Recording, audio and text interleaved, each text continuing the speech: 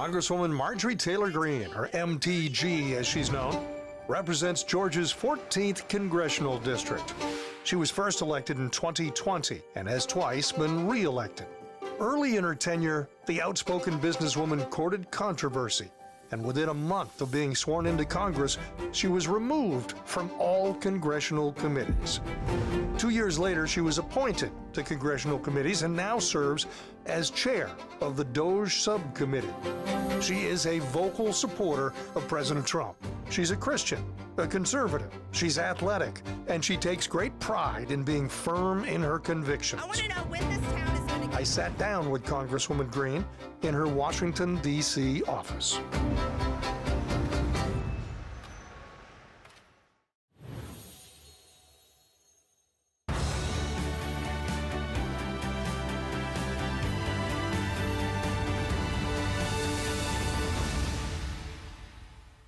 Thanks for doing this with us. I'm happy to be here. Thank you. You are the chairwoman of the Doge subcommittee. Before we dive into the specifics, what's the overall mission of that subcommittee?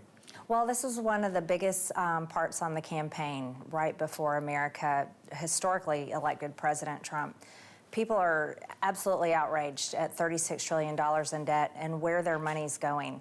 And so the purpose of the Doge Subcommittee on Oversight is to dive into waste, fraud, and abuse and highlight the things that Americans really need to know about how their money's been spent. Now, you're having a hearing, and I'm going to read it to make sure I get the name right. It says, unfair play, keeping men out of women's sports. Tell me about that, the purpose of that hearing. Well, this was an issue that we thought we defeated back in 2024. However, this is an issue that Democrats continue to embrace. As a matter of fact, they continue to fight for it. And even though Title IX is being violated every single time a biological man competes in women's sports, and even though President Trump signed an executive order to stop it, we're still seeing biological men invade women and continue to declare this war on women. You know, men are bigger, faster, stronger, just that's the way Mother Nature created it. But I know in Congress, the argument continues. In the American public, just general people, mom and dad and their two kids that are living in Georgia or Idaho or anywhere else, is this really a big issue? Are they really concerned that men beat women, that the men should be able to go out and participate and win sporting events against women? You know, unfortunately today, there's not a lot of issues that Americans agree on, but this is one that over 80% of Americans agree that biological men do not belong in women's sports. And so all across the country, this continues to be something that outrages Americans, and they really want to see it to end. You know, I'm curious too. This is strictly a side note on this issue, but there are young men that are going out and competing in track and field, in swimming, in volleyball, you name it, they're out there, and they win. They're bigger, they're stronger, they're faster. But I'm curious, has there been any study done that you're aware of that looks 2 years down the road or 5 years down the road to see if those young men are still living a transgender life? No, not that I know of, but I think that would definitely be a great study and a good story to follow. Let's shift gears, same topic, but shift a little bit. Let's talk about the military, transgender in the military. And I think of Mike Tyson, when he was at the peak of his fighting game. He would walk in, and he was a tremendous fighter. But the look in his eye, the aura of Mike Tyson told you, I might lose here. Before the fight even started, the opponent often was psyched out. And I think of the U.S. military that way. We love to talk in terms of we are the biggest, we're the most powerful military on earth. And yet I wonder, when we have men dressed as women in the military, when the military decides that transgender issues and DEI is more important, is a higher priority than military readiness, are we losing that intimidation factor with the other parts of the globe that see the U.S. military? Not our own view, but how those people were trying to deter from military action. Have we lost the Mike Tyson aura? Absolutely. Well, we've seen countries all over the world making fun of the United States military for their embrace and protection of trans in the military. I think Russia put out a video mocking the American military and making fun of our United States military for having these biological men that are pretending to be women, you know, having all kinds of makeup on, breast implants, hormones, all kinds of things. That has nothing to do with military power and the ability to defeat our enemies. And I'd like to go a step further with that. It's a slap in the face of any female athlete, as well as our United States military, whether it's male or female soldiers, to ever put any type of attitude or perception that it's okay to lose. Because I don't know an athlete, male or female, that ever wants to lose. Every athlete wants to win, and our United States military wants to be the toughest and the most powerful military in the world. As Marco Rubio, as Secretary of State, travels around the globe, he has to sort out different cultures. We have a particular culture in the United States, and there are Western European countries that have similar cultures. But as you go to other parts of the globe, it's very different in some places. If you go to the Middle East, the gender roles are more clearly defined than they are in the West now. And so when I look at, you know, the president's getting ready to go to the Middle East, and when I look at either his job or the Secretary of State's job or anybody in that world, and they're dealing with Israel or Iran or any of those, how much more difficult does it make their job when our culture and our discussions, our culture wars, I hate to use that word, but our culture disagreements here are so far afield from anything that might even be discussed in certain parts of the world? I think it makes it extremely hard for President Trump or Secretary Bessent or anyone, Secretary of State Rubio, when they walk in a room filled with the world's most powerful people, and they may be negotiating whether it's a peace deal in some sort of foreign conflict or a trade deal, as President Trump is fighting very hard to make right now and make it fair again for American companies. But it's hard to take America seriously when America, in the government level or arguments among activists or even, say, the chairman of the board of USA Fencing is embracing the lie and saying that these men who should never be taken serious, pretending to be women, that the trans issue is actually something that's important to America, because it's not. Let's shift gears just a little bit. Let's more personal note maybe, and that is, it was only a couple of years back that you were in congressional no man's land. You didn't have committee assignments. You were frowned on by some members of the House. You are now chairing one of the most important, one of the highest profile subcommittees in Washington. Tell me about that journey. Tell me about that walk through that, because publicly, you never miss a beat, but that's got to wear you down after a while. You know, it's been an interesting journey, but Washington, D.C. is completely disconnected with the rest of America. And that's why I am where I am today, because I never abandoned the people. I never changed who I am. The people knew who I was, even though the media lied about me. But because I've always had the support of the American people, I was able to prove it here in Washington. You see, out of members of Congress, I have one of the biggest digital footprints in Congress. I have over 11 million followers across social media platforms.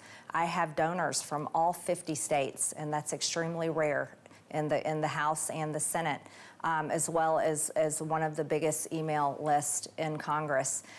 So it was when my colleagues here that were trying to basically get rid of me and make me a one-term member of Congress, they went back to their districts and they found out that people in their own districts support me even more than them. You mentioned 11 million followers. That's just an incredible number, especially for a congressional district where typically there's 800,000 people in any given congressional district. Clearly, you're reaching people all over the country. You sent out a message this past week that talked in terms of America's role in the world. In Gaza, we see war. In Russia, in Ukraine and Russia are at war. We see Pakistan and India now on the brink of war. the Trump administration is debating whether or not to talk to Iran. I like how we're talking about whether or not to talk. But I'm curious, what is, when you've got your finger on the pulse of the average American, what should America's role be in all these international affairs all around the globe? Well, you know, there's very little daylight between me and President Trump on this issue. He's on record for decades talking against these foreign wars and America's involvement. And I can tell you firsthand, as a daughter of a Vietnam combat veteran, Vietnam was a horrible war, and we lost, and we shouldn't have been involved. And then we look at the war in Iraq, where we were sent looking for weapons of mass destruction, and there wasn't any. And then Afghanistan was a complete waste, as we were looking for Osama bin Laden, and he wasn't there. And Americans are really sick and tired of paying for these foreign conflicts, having to be the world's police, and watching our military men and women run off to be blown to pieces and come back as broken souls, both emotionally and mentally. And this is just something we're sick of. And there's a hypocrisy. And here's the hypocrisy. We've watched our border be invaded for years and years and years. And the real enemy to Americans are the cartels that are murdering Americans every single day with their drugs and their fentanyl. And also the outrageous and horrific human trafficking that comes across our border. And then to watch our government pay for it, protect it, and allow it to continue. So it's hard to tell the American people, it's hard to tell me that we're supposed to go bomb and blow up a Houthi, and I don't even know what a Houthi is and never seen one, and I couldn't find one in Rome, Georgia. I asked people at the Waffle House, I asked people at the Walmart, hey, you ever seen a Houthi? And they're like, a what? But I can tell you that every single person that I talk to back home knows somebody or has a family member that died of a drug overdose, and every emergency room across this nation has people coming in you can't even count them, coming in with drug overdoses every single night in emergency rooms. And that's because of the cartels.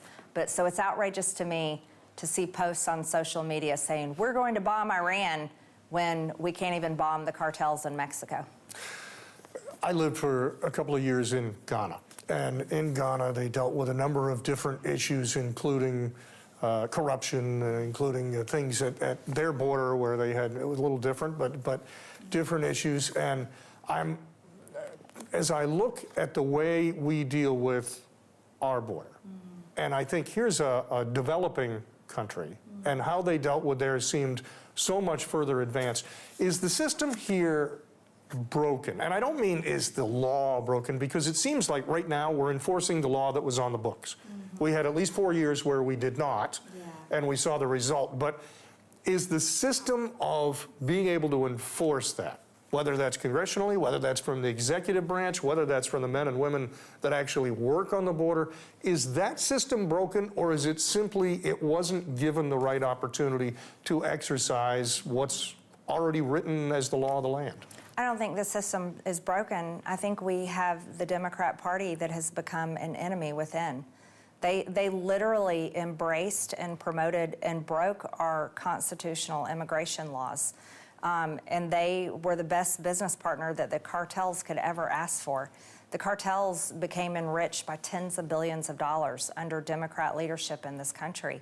And we have a judicial coup actually happening right now, where judges are ruling against the President of the United States and the ability to deport criminal illegal aliens.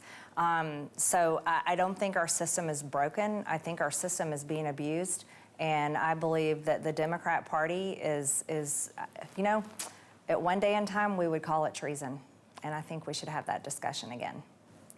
Final question. We've talked about Mexico here. There's a little gulf, a little body of water down between Florida, around the Gulf states and around Mexico that has long been known as the Gulf of Mexico. Of course, it's part of North America and Central America. The president has signed an executive order that says we're going to refer to that as the Gulf of America. Tell me why that matters. Well, as the president said, it's a matter of American pride. The Gulf is extremely important to our country, and the people that live along the Gulf, the businesses that work along the Gulf, the powerful oil companies that drill for oil and natural gas in the Gulf of Mexico, and also to our men and women in uniform, our military that defends the Gulf. And it's the American people that pay for that. However, Mexico, they don't deserve to call it the Gulf of Mexico. They traffic drugs and people across the Gulf, and they abuse the United States of America across that waterway.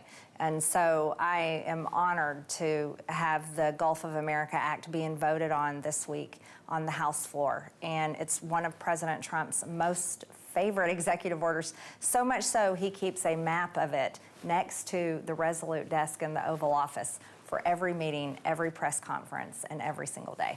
Congresswoman, thanks for the time. Thank you.